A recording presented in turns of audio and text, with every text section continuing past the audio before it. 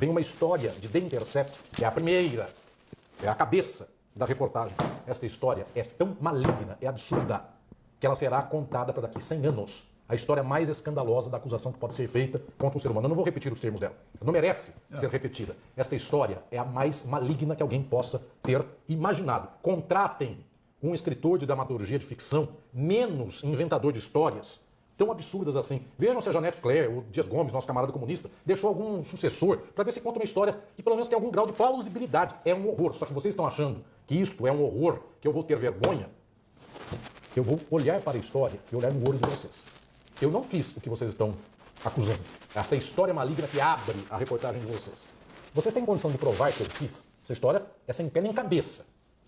Se vocês não têm, não adianta vocês imaginarem a prova que você não tem. É o que se chama de prova diabólica. Como é que eu vou provar uma coisa que você está dizendo? Se alguém chegar para lá, então, ouvi falar que o Papa roubou o ostensório. Papa, prove que você não roubou. Enfim, a pessoa tem que provar que o Papa roubou o ostensório. Esta questão ficará para a história. E vou dizer mais. Se vocês quiserem continuar com esta ladainha, Alisson Mascaro, um homem bissexual que ama todo mundo, vamos destruí-lo porque ele ama todo mundo. Se avançarem um pouco mais nisso, avance um pouquinho mais, eu viro senador. Porque eu ouvi falar do Criolo, o rapper, que não existe amor em São Paulo. Você ouviu falar disso? Já. São Paulo é grande, São Paulo tem 22 milhões de pessoas. Se não existe amor em São Paulo, tem uns 15 milhões de pessoas em São Paulo carentes. Se vocês começarem a esparramar muito, que eu amo a humanidade inteira, eu viro senador. Esparramando um pouco mais, eu viro governador do estado de São Paulo. Porque é assim que é a história de que vocês andam por aí tentando, enfim, destruir a minha imagem. Volto a dizer, ou nós libertamos o tempo histórico do século XXI desse moralismo infame, que é uma economia do moralismo para destruir pessoas, ou libertamos isto, ou não sai a transformação do século XXI. As pessoas estão carentes, e eu volto a lhes dizer, se eu tenho uma vida profundamente coerente, honesta, digna, eu nunca escrevi o que não fosse em favor da libertação sexual. Se resolvem brincar comigo, o que não fazem com um ser humano numa esquina. O Alisson, eu já acompanhei dezenas de casos de assassinatos de reputação na minha vida profissional como jornalista. E sempre tem uma coisa que é muito comum, que é o seguinte, as pessoas que são vítimas desses processos, elas acabam tendo um processo de transformação muito interessante, porque elas descobrem solidariedade onde elas não esperam e também encontram o silêncio onde elas esperam solidariedade. Isso aconteceu com você? Muito. Essa talvez seja a experiência mais reveladora da vida. Um dos maiores compositores que eu conheço da música erudita foi um homem do estado de São Paulo, nascido no interior de São Paulo, caipira como eu sou, nascido no interior. Camargo Guarnieri. Há quem diga que o Brasil teve dois grandes compositores que entram para a história do mundo, junto com Mozart, Beethoven, Mahler, Bach, enfim, Khachaturian, Shostakovich e etc. Brahms, etc. O Brasil teria dois, Villa-Lobos e Camargo Guarnieri. Esses dois entram na história do mundo. Pois bem, Villa-Lobos é do Rio, Camargo Guarnieri é de São Paulo, do estado de São Paulo.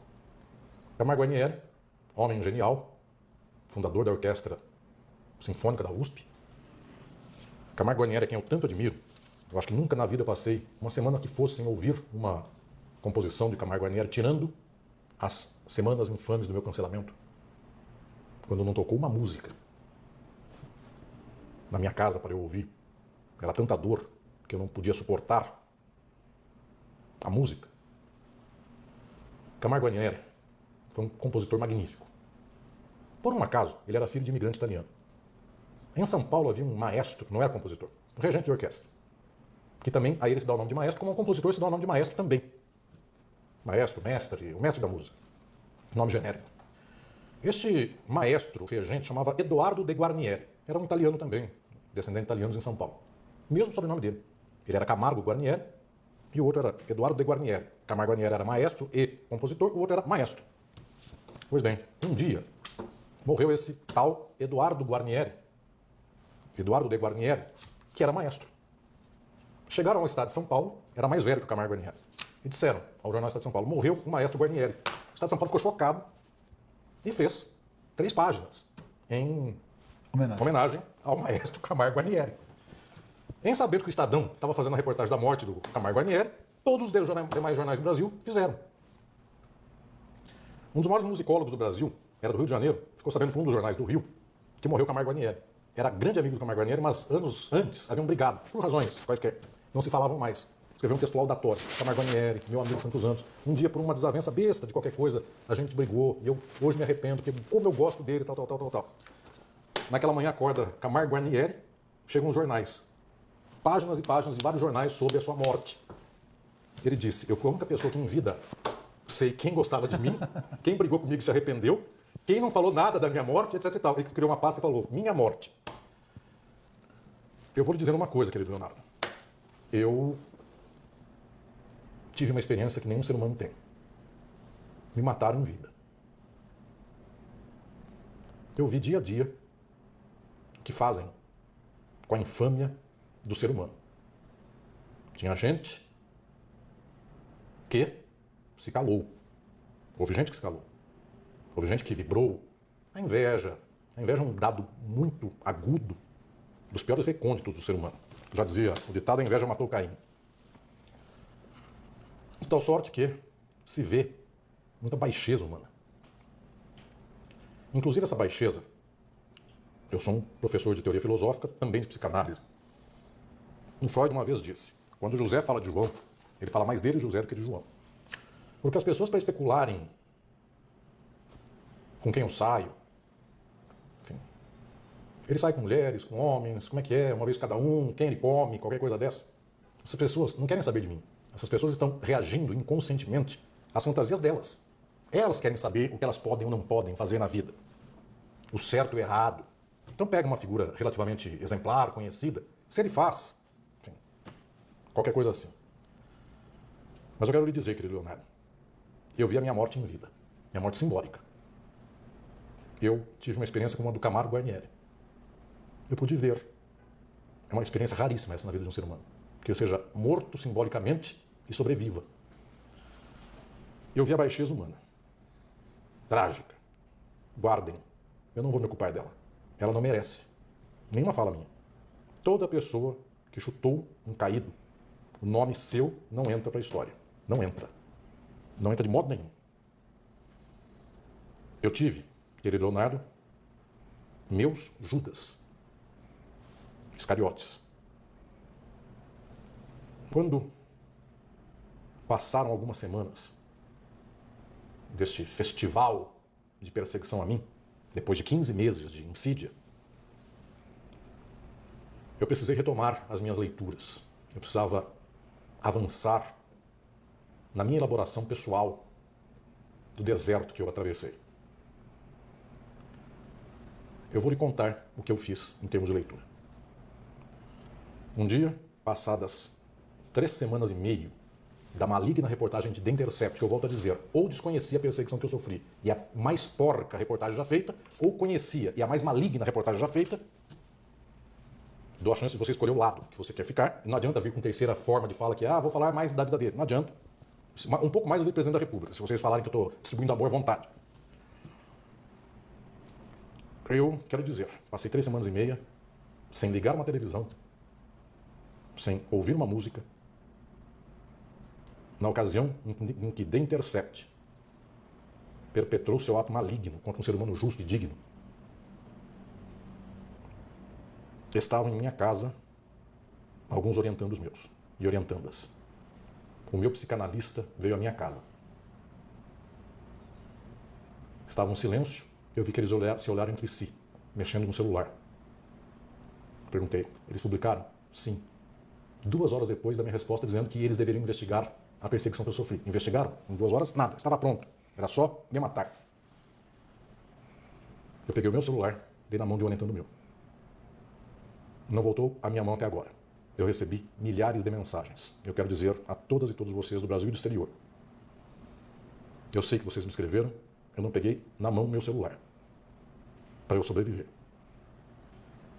Eu sobrevivi e eu vou agradecer a cada uma de vocês e a cada um de vocês. Cada mensagem que me diziam, eu dei a senha do meu celular para 15 pessoas. 15.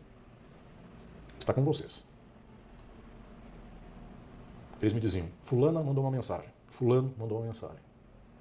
Aquilo me fazia viver. Eu era um peregrino da minha dor no deserto e alguém pingava uma gota d'água para que eu vivesse. Eu quero agradecer muito a todas e todos vocês. Eu não esperava tanta gente que me apoiava. Ontem mesmo, Por um acaso, Leonardo, eu tive que fazer uma operação no computador porque teve algum problema. Eu tive que abrir uma recuperação de senha. Eu estou evitando todos os e-mails, como mensagem de internet, de celular, qualquer coisa. Eu abri uma caixa de e-mail que eu abro raramente. E eu não sei nem como as pessoas poderiam chegar a esse e-mail. Abri a caixa de e-mail para recuperar uma senha. Pois bem, na hora que eu deixo mensagens, mensagens, mensagens. Uma procuradora de 70 e tantos anos, que em dezembro mandou uma mensagem para mim. Eu sou uma jurista, formada e pós-graduada no Largo São Francisco. A minha total solidariedade pelo que fizeram para destruir a sua vida. Uma mensagem, outra pessoa, mais outra, mais outra, mais outra, mais outra. Sabe aonde estão os traidores da pátria? Esses que dão de graça a privatização, esses neoliberais, que aí depois se dizem progressistas e vêm atacar a primeira figura que querem ver para frente, que diz que os neoliberais progressistas estão enterrando a sociedade, que é o meu caso. Ah, se ele está falando contra os neoliberais vão destruí-lo. Não tem o que destruir. Vamos falar que ele olhou para alguém e olhou por mais de 2 segundos e esse alguém então se sentiu vitimizado. De tal sorte que Dante Alighieri, o maior patriota, escreveu: traidores da pátria estão no último círculo do inferno, no último, que é onde estão todos os traidores, no penúltimo buraco do círculo dos infernos. O que é chocante, porque Dante é o maior patriota da Itália. Tem um buraco a mais do que quem trai a pátria, seu povo, sua gente. Ele fala, tem. O último buraco do último círculo do inferno é para quem trai os seus benfeitores. Esse é o buraco do Judas Iscariotes. Esse é o buraco do Brutus. Cássius. É que ele morreu lá no final da Idade Média. Ele poderia atualizar com Joaquim Silveira dos Reis, com Augusto Pinochet, que foi até o último dia ministro do Salvador Allende, e preparou tudo para que Allende morresse por trás. Eu não vou pedir para você nomear. Não vou dar. Só que eu tive meus traidores. A história guarda no último buraco do inferno. Eu tive quem esteve por tudo isso. Só que eu tive o paraíso. Eu tive quem me apoiou. A emoção de ver o apoio na hora mais extrema da vida é uma emoção inenarrável de tão impressionante que é. Porque é possível conhecer o que é de pior no ser humano, o que há de pior. Mas também é possível conhecer o que há de melhor no ser humano. E, incrivelmente, nesta hora, eu conheci muito mais gente que mostrou o que há de melhor nela do que há de pior. Mas muito mais gente. A ponto de eu poder dizer, sem sombra de dúvidas, que o ser humano tem esperança. Tem muita esperança. Eu fui levado a me desiludir com qualquer coisa do mundo. A imagem de um homem digno é roubada dele por qualquer instrumento de perseguição. Os aparelhos ideológicos conseguem qualquer coisa contra qualquer um.